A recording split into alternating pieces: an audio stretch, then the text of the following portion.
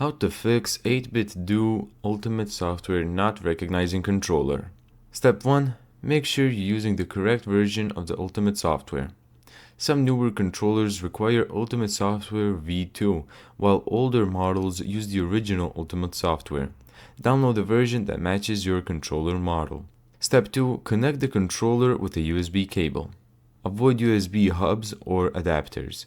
And if you're using a wireless model, try a wired connection first since it's the most reliable for the detection.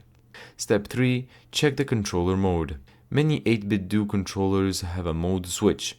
Set it to X for Windows. Reconnect the controller after changing modes. Using the wrong mode can prevent the software from recognizing the device. Step 4. Update the controller firmware. Open 8BitDo Firmware Updater or the Update tab in the Ultimate Software. Check for the latest firmware, install any available updates, and restart the controller afterward. Step 5. Restart your computer and reconnect the controller.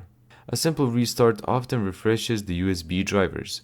After Windows starts, plug the controller back in, launch Ultimate Software again. Some users report this restores controller detection. Step 6. Repair the wireless receiver. If you're using the 2.4 GHz receiver, unplug the USB receiver, put the controller in 2.4G mode, connect the pairing button until the LED flashes. Plug the receiver back into your PC and let it reconnect. Step 7. Try a different USB port. Plug the controller directly into another USB port.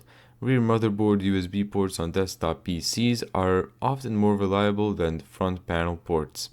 Step 8. Verify your controller is supported. Not every 8BitDo controller works with every version of Ultimate Software. Check the compatibility chart to ensure you're using the correct software for your specific controller model. Thank you so much for watching this video. If you found this tutorial helpful, make sure to give it a thumbs up and subscribe. And as always, see you in the next video.